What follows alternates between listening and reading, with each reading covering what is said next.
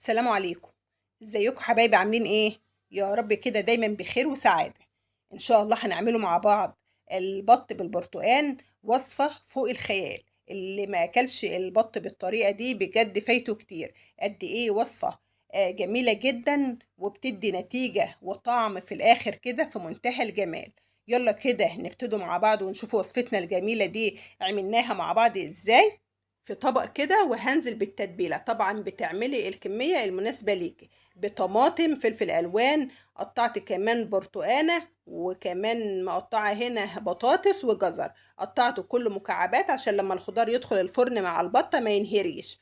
بعد كده بقى رايح أقلب كله على بعضه بالشكل ده، ورايح أقسمه في طبقين، التلت والتلتين. أخدت التلت فرمته في الكبة بالشكل اللي قدام حضراتكم ده. بعد كده رايح أضيف له الإضافات: معلقة كده من التوم المفروم، هنزل كمان بعصير ليمونة. بعد ما عصرت الليمون بالشكل ده، نزلت كمان بمعلقتين كده من الخل، ونزلت كمان بمج كده من عصير البرتقال الفريش. قد ايه بيدي طعم رائع جدا جدا. بعد كده نزلت بالتوابل، اي توابل انت حابه تضيفيها ضيفيها. انا ضفت هنا بابريكا، كمون، على كزبره، بهار فراخ، فلفل اسود. نزلت بالملح، بورق لورا بمكعب. كمان نزلت بالملح وكده معلقتين كمان من الزيت. قلبت كله بالشكل اللي قدام حضراتكم ده. اخدت بقى من التتبيلة على الخضار، قلبته، ورايحة اجيب البطة وهحشي بيها كمية كده من الخضار المتبل بالتتبيلة الرائعة دي. ورايحة اقفل على البطة كده، ورايحة باقي الخضار افرده في الصينية، ورايحة ارفع عليه البطة.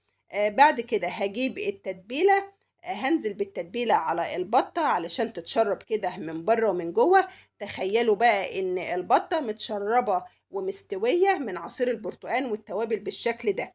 اتمنى من كل قلبي حضراتكم تجربوا الطريقة دي، قد ايه جميلة جدا جدا جدا.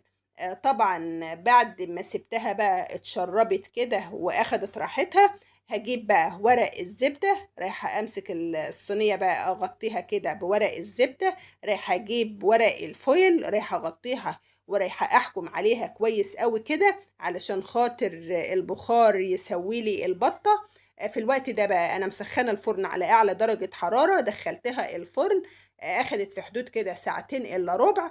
بعد كده رفعت الغطا من عليها، وكان معايا معلقتين كده من الصلصة، على معلقتين من الصويا صوص، على معلقة كده من الزيت، وقلبتهم كلك في بعض، ودهنت البطة. ولعت لها الشواية وحمرتها بالشكل ده. شايفين بقى الجمال؟ طعم وريحة اللهم بارك، رائع جدا. شايفين الجمال؟ بتقدميها بقى بالشكل اللي يعجبك وبالطريقة اللي تريحك. بتعملي معاها بقى رز بالكبد كده والقوانص. شايفين بقى الجمال؟ تخيلوا بقى الطعم وتخيلوا الريحة، حاجة كده تفوق الخيال.